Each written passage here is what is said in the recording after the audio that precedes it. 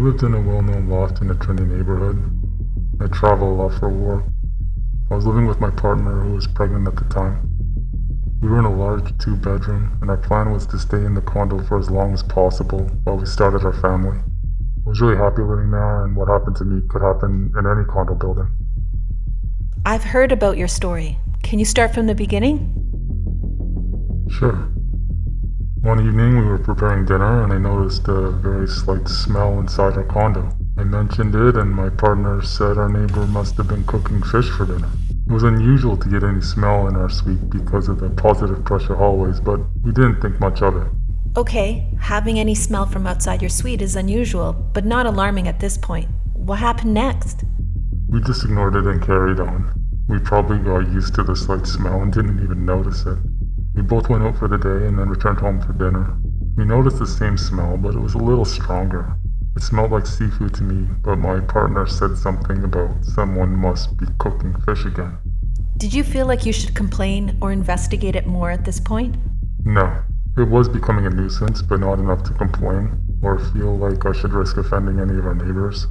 So we carried on and just tried not to dwell on the smell as we thought we knew what it was.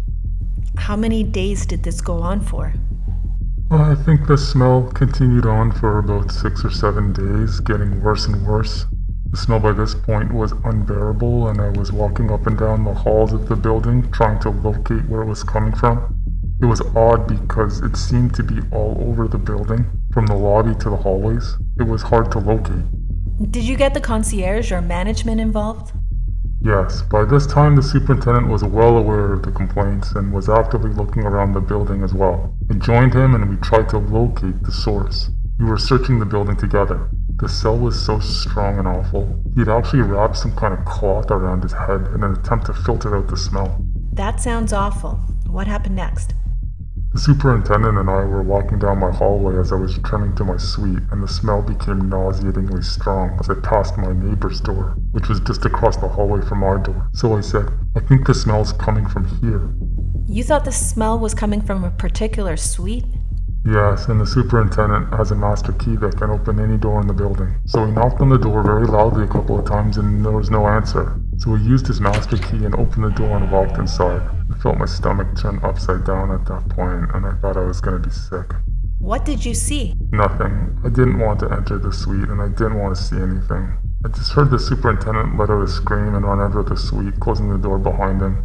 He looked at me and he said there's a body on the floor. We turned away from each other and bolted, which might seem odd, but it was just very instinctual. That's awful. What did you do? It only took seconds to piece together what had happened. The smell we had been living with for about a week was a decomposing body. I've never wanted to get out of anywhere as fast. I told my partner. We packed an overnight bag and I think we were out of the building within 10 minutes. I had a relative nearby who allowed me to stay with them for a couple of days. Did you know that neighbor or find out what happened to him? I had chatted with the person who lived in that suite before. He was a nice guy, middle-aged and single. He lived there by himself. They say he just died of natural causes, but they estimate he might not have been found for about 2 weeks. Looking back, would you have done anything differently? It was such an unusual smell. I'll never forget it, and next time I'll recognize it for sure. On one hand, I do feel awful that a neighbor had passed away and wasn't found for so long, but I don't think any of us could have helped him because we just didn't know for so long. What should people take away from your experience? Well, this shouldn't be a reason to scare you away from living in a condo. I know it's rare, but this probably happens from time to time in most buildings. I guess that if your neighbors live alone and are older, it's probably a good idea to check on them if you don't see them around for a bit. There might be a time where they need help and you can be there right away. Share your Toronto real estate confessions anonymously. Your story matters, and we want to hear from you. Creating a real sense of community in condo buildings is important. It's essential for everyone to look out for each other, particularly those living alone. Simply reaching out to neighbors who haven't been seen recently could help prevent potential tragedies.